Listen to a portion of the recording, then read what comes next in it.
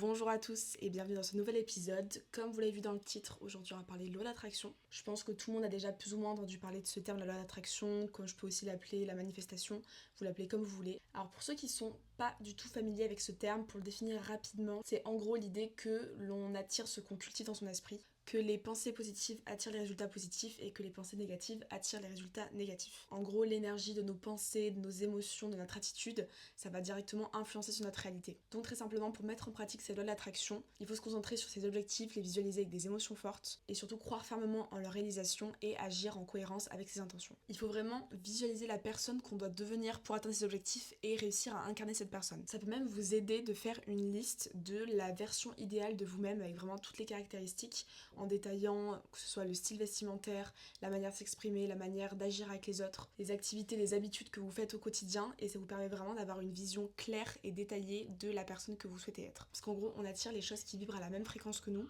C'est-à-dire vraiment que toutes nos actions, toutes nos paroles, toutes nos pensées vont jouer un rôle. C'est-à-dire que si vous êtes constamment en train d'écouter des musiques tristes, si vous parlez de vous de manière négative, tout ça en fait ça va avoir un impact sur votre réalité, que vous en soyez conscient ou non. Il y a plein d'expériences justement qui prouvent l'efficacité de cette intention qu'on place sur quelque chose. Vous avez peut-être déjà vu passer des expériences faites sur du riz ou sur de l'eau, vraiment des choses très basiques. J'avais vu ça sur TikTok il y a quelques années, ça m'avait pas mal marqué, où c'était un mec justement qui prenait 2 bols de riz, qui mettait dans des tupperwares, et du coup pendant plusieurs jours, plusieurs semaines, je me souviens plus exactement, il plaçait sur ces 2 bols de riz des intentions très différentes. Il y en a une où il plaçait des intentions positives, où il donnait un petit peu des paroles valorisantes au riz. Bon écoutez, c'est un peu spécial, mais c'est pour l'expérience. Et l'autre bol de riz où il faisait totalement l'inverse. Et c'est assez impressionnant de voir l'évolution des 2 bols de riz au fur et à mesure des jours. T'en as un qui va moisir beaucoup plus vite et l'autre qui va rester intact. Et c'est juste fou parce que du coup la seule différence entre ces 2 bols, c'est l'intention qui a été placée. On retrouve aussi la même chose avec l'eau, j'avais vu dans un documentaire qui disait que en fonction du type d'intention qu'on place sur l'eau, en fait on va pouvoir observer vraiment à l'échelle microscopique, les cristallisations qui vont être différentes en fonction des différentes pensées qu'on envoie sur ce verre d'eau. Donc en fait c'est là qu'on se rend compte que vraiment très concrètement notre pensée peut agir sur la matière et c'est assez impressionnant. J'avais déjà fait justement une technique de manifestation avant de partir en Australie liée à l'eau, que j'avais vu encore une fois passer sur les réseaux sociaux, c'est la plupart de mes sources. Alors j'essaie de me souvenir comment j'avais fait, après vous pouvez retrouver ça assez facilement sur TikTok ou sur internet. Mais il me semble que j'avais écrit du coup sur une feuille de papier en essayant vraiment de mettre l'intention avec tout ce que je souhaitais qu'il m'arrive en Australie. Donc, évidemment mes phrases étaient au présent et je crois que ça commençait par je suis super reconnaissante que telle chose me soit arrivée, merci infiniment pour telle chose. Je l'écrivais de manière un petit peu reconnaissante dans un état de gratitude.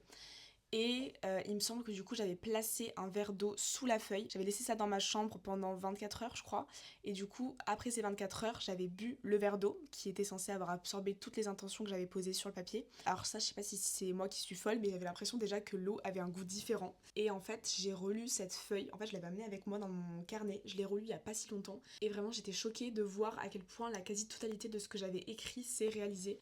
Que ce soit au niveau des rencontres que j'ai faites, ce que je partage avec ces personnes-là, le travail que j'ai pu trouver, mon hygiène de vie qui n'a jamais été aussi bonne, enfin franchement plein de choses sont réalisées ici. On a aussi l'exemple de l'effet placebo. J'ai entendu pareil dans un documentaire que dans la médecine par exemple, le simple fait d'avoir un traitement et de penser qu'il va fonctionner et qu'il va vous guérir, ça a déjà participé à 30% de la guérison, donc c'est assez ouf.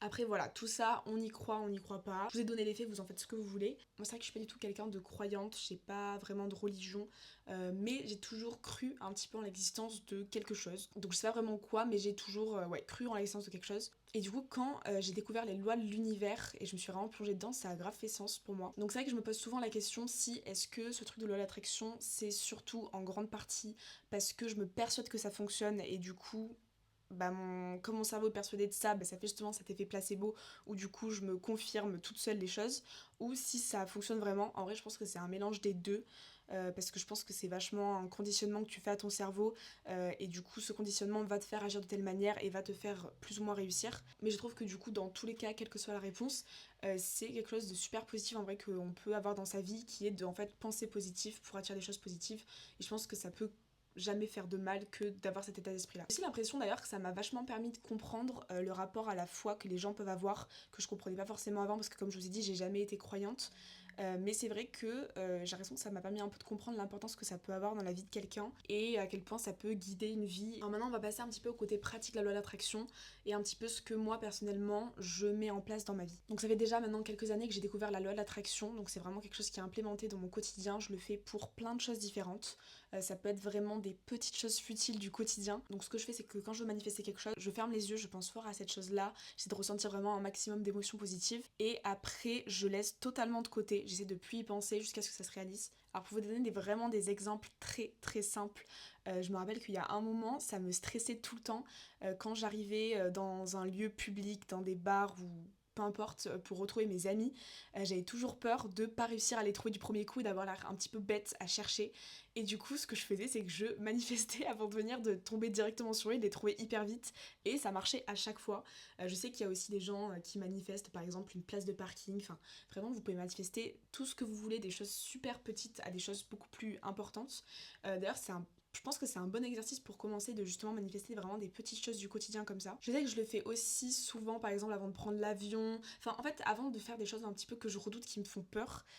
Et vraiment, c'est quelque chose qui m'aide en fait au quotidien, qui m'apaise. Donc ça, c'est un petit peu plus le côté peut-être un peu superstitieux. Ou voilà, quand il y a quelque chose qui me fait un petit peu peur, je fais ma petite manifestation, ça me rassure et je me dis que ça va bien se passer. Je trouve que c'est vraiment en fait juste un outil hyper rassurant qui donne confiance en toi pour justement faire les choses qui te font un peu peur. Après, bien sûr, je l'utilise surtout pour des objectifs sur du un peu plus long terme, on va dire des vrais objectifs que je veux atteindre. Donc j'imagine que vous connaissez tous le vision board, qui est en fait une sorte de tableau où on met plein d'images, qui nous inspire plein d'images qu'on veut que ça se réalise dans notre réalité.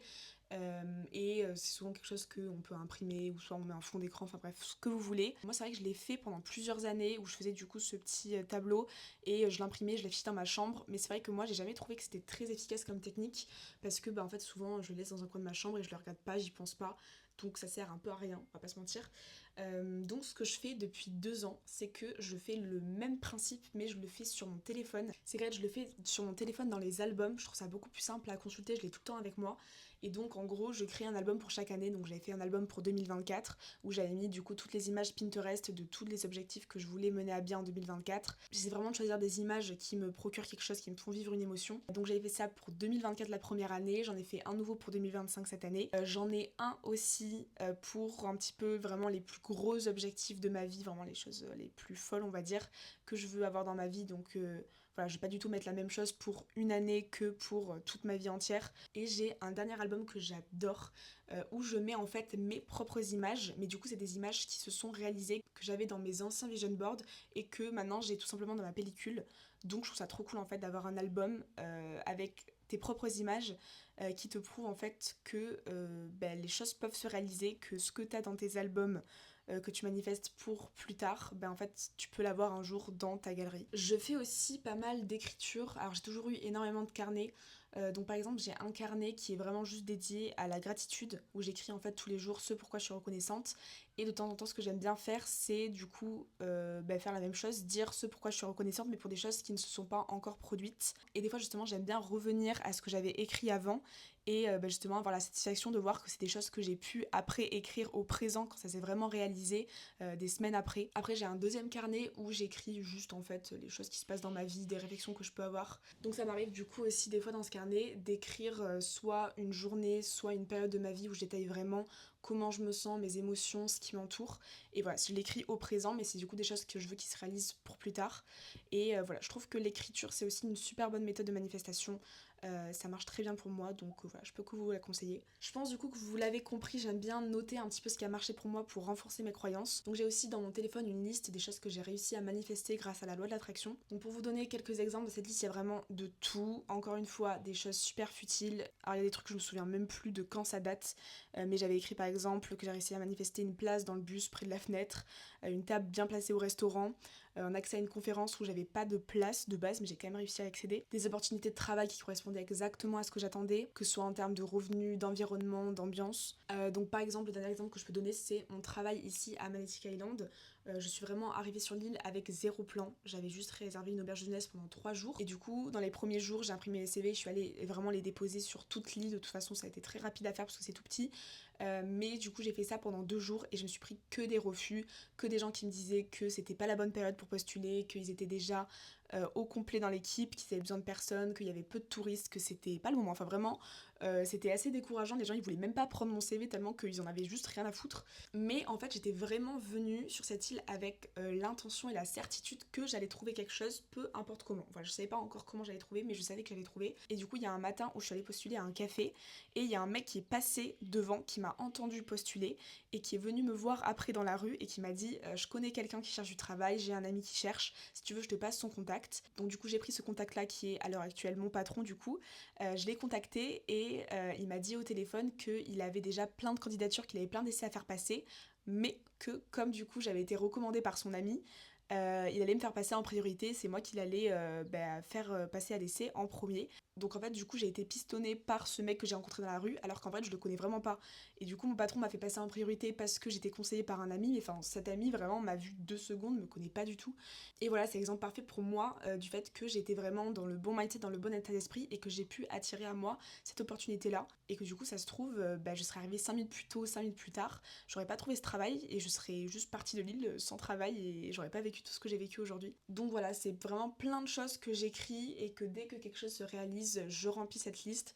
Et en fait, je trouve ça vraiment super bien comme concept, je vous conseille de le faire aussi. Ensuite, je voulais vous parler d'un concept que j'ai très peu entendu parler. En fait, j'en ai entendu parler seulement dans le podcast de David Laroche que j'ai écouté il y a pas si longtemps, qui parlait en fait du mental contrasting, donc contraste mental. Et donc, il expliquait en gros qu'il fallait pas simplement visualiser le positif et les résultats, mais que c'était important aussi de visualiser toutes les difficultés, tous les obstacles qu'on va sûrement être amené à surmonter. Il parlait d'une étude qui avait été faite sur des gens qui avaient un objectif avec 3 différentes stratégies pour y parvenir. Donc il y avait un groupe qui n'avait pas reçu d'instruction, un groupe qui avait reçu l'instruction de faire de la visualisation positive et un groupe de la visualisation négative. Et à ma grande surprise, il disait que le groupe qui avait le moins performé, c'était celui qui avait fait uniquement de la visualisation positive. Pourquoi ? Parce que justement, ils s'étaient trop reposés là-dessus et du coup, ils n'avaient pas forcément mis en place des actions qui vont avec et que du coup, pour eux, c'était quelque chose d'acquis et que du coup, ils avaient peut-être été moins persévérants que les autres. Alors ça vient un petit peu casser tout ce que je vous raconte depuis le début, mais justement en fait il expliquait qu'il y avait un 4e groupe qui avait reçu l'instruction de faire justement ce contraste mental, qui consiste du coup à faire de la pensée positive en ressentant les émotions, puis d'un autre côté visualiser tous les obstacles qui vont arriver sur notre chemin, et mettre en place un plan d'action pour les surmonter jusqu'à ce que justement ces difficultés ne nous fassent plus peur et nous paraissent totalement surmontables. Et du coup c'est vraiment quelque chose que j'ai inclus dans ma manifestation, de ma visualisation. C'est que par exemple moi, mon objectif principal en ce moment, c'est de me développer sur les réseaux sociaux et du coup ce que je fais c'est qu'à la fois oui je visualise du coup ma réussite entre guillemets, tous les aspects positifs, mais je visualise aussi toutes les difficultés que je vais rencontrer et que je sais que j'ai déjà rencontrées et qui justement je pense m'ont fait abandonner dans le passé. C'est en fait toutes les baisses de motivation qui sont inévitables, les statistiques qui peuvent stagner pendant un certain temps et en fait tout ça je trouve que c'est bien effectivement de s'y préparer, de préparer le cerveau à affronter tout ça, comme ça en fait quand ça arrive dans votre réalité vous êtes préparé, vous savez que malgré tout ça vous avez des plans d'action pour passer au-dessus et que la réussite vous attend derrière. Et je trouve que c'est vraiment un très bon outil pour préparer son cerveau aux difficultés et permettre d'aller vraiment au bout de votre objectif. Ça peut s'appliquer vraiment à tout. Si par exemple votre objectif c'est de perdre du poids, il faut que vous soyez conscience de toutes les problématiques que vous allez rencontrer, toutes les potentielles petites rechutes. Si votre objectif c'est d'arrêter par exemple la cigarette, là je reprends vraiment l'exemple qu'il y avait dans l'épisode de David Laroche. Et du coup voilà, c'est se préparer aux difficultés, par exemple de ton entourage qui va fumer à côté de toi. En fait, se préparer à tout ça et savoir que votre objectif est clair et qu'il faut que vous alliez au-dessus de tout ça. Pour récapituler un petit peu tout ce que je raconte depuis le début, la loi d'attraction c'est vraiment un état d'esprit à adopter. C'est croire fermement que tout est possible et qu'on peut attirer tout à nous en devenant la personne justement capable de recevoir tous ses désirs. C'est utiliser des techniques au quotidien, que ce soit de visualisation, d'écriture, d'affirmation, qui vous correspondent pour avoir exactement en tête ce que vous souhaitez attirer. Et c'est aussi comprendre qu'il suffit pas simplement de penser fort à ses désirs pour que ça se réalise, mais qu'il faut mettre en place des actions, incarner la personne alignée à ses désirs et vraiment avoir conscience des obstacles qu'on va rencontrer, s'y préparer et mettre en place un plan d'action pour les surmonter et pas se laisser justement décourager. Donc voilà, j'espère que cette vidéo vous aura plu, aura pu vous aider ou même vous familiariser avec ce terme si vous ne connaissiez pas forcément de base. Si vous avez aimé le sujet d'aujourd'hui, n'hésitez pas à mettre 5 étoiles au podcast ou un pouce en l'air si vous êtes sur YouTube. Et voilà, écoutez, on se retrouve très vite, prenez soin de vous, gros bisous.